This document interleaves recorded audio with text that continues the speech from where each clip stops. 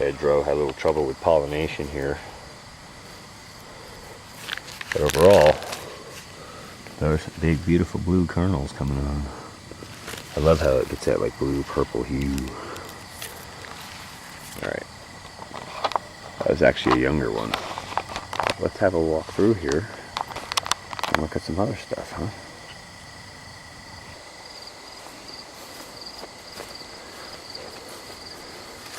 This one's intrigued me all season. We'll have to see what that comes out to be. As you can see, the corn is pretty well on its way into dry down. And I've determined that before the deer or raccoons or other animals come and decide they're going to make a meal out of it, I'm going to pull it. I also have a little bit of corn worm in the ears and some ants coming in. It's the first year in this particular spot, so the soil isn't quite up to par yet. But let's hang on. Yeah, so most of them are going to look like this, and you can see that's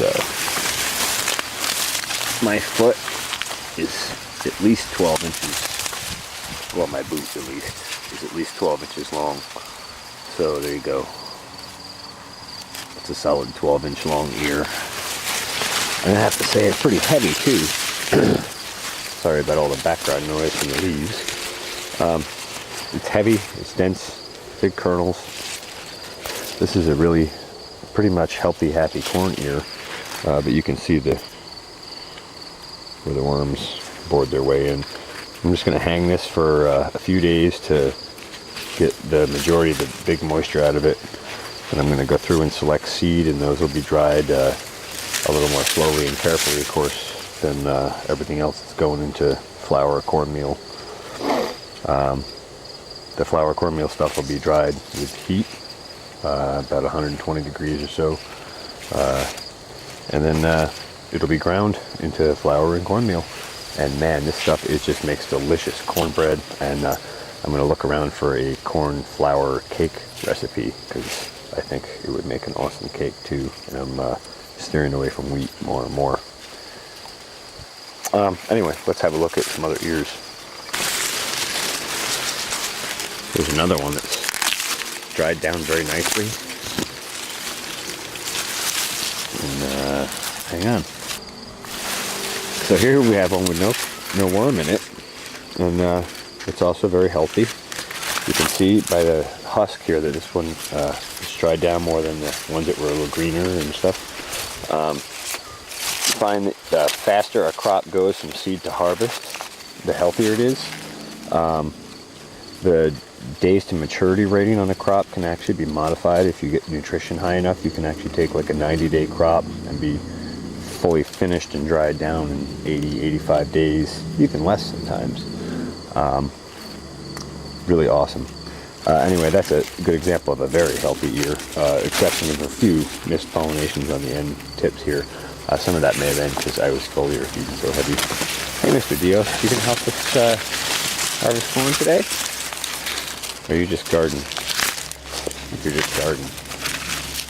Wow, yeah, okay. So anyway, good harvest. I'm going to go ahead and get this harvested, since I can't hold the camera and effectively harvest. And we'll get some pictures up for you. Well, that's what that odd looking ear is. That's what I suspected over the summer. Proving that corn has the potential and genetic capacity to produce quite a few ears, more than two. This one ear set wanted to set, what, 1, 2, 3, 4, 5, 6. There's 6 possible tips here if you count 1, 2, 3, 4, 5, 6. And you'll see that there's basically 1 fairly well developed, and 2 that aren't as well developed, you know, ears. But this thing turned into one huge ear. Hang on. That's pretty impressive, if you ask me.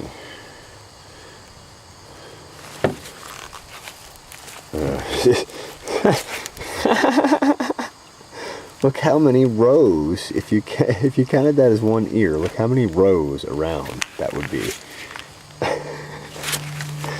Wow. So there you go. High nutrition definitely has capacity to increase yields dramatically. Just had to show this to you quick where the corn roots started to grow over the squash. Thought that was kind of funny. It's a pretty nice delicata. Not huge, but not bad. I expected better production in squash, but I realize I'm at 2.5 foot spacing this year. I'm gonna have to go to 5 foot spacing if I want the squash to get any light. The canopy gets so thick when you get the nutrition right that you really got to spread your plantings out a lot more.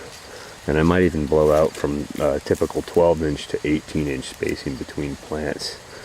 I really want them to have the room. I really think I can actually increase my productivity by doing less plants and getting more room. And that's consistent with everything John Kemp says at AEA and everything Jerry Brunetti says and down the list. So next year we're going to 5 foot row spacing. That'll be like if this row was missing entirely. And then we'll be squashed down the center, and they should have plenty of room, of light. Unless, of course, the canopy thickens bigger and blocks it out again. But hey, you know, it's a learning process too. So anyway, that's it for now. Okay, 10 rows of corn. 500 seeds are put in. Spaced 2.5 foot apart. I think somewhere around the 10th of June. It is now the 22nd of September, fall equinox here in upstate New York, and we got all the corn on the truck, and it's about a half a bed full. Not bad for a small plot like this.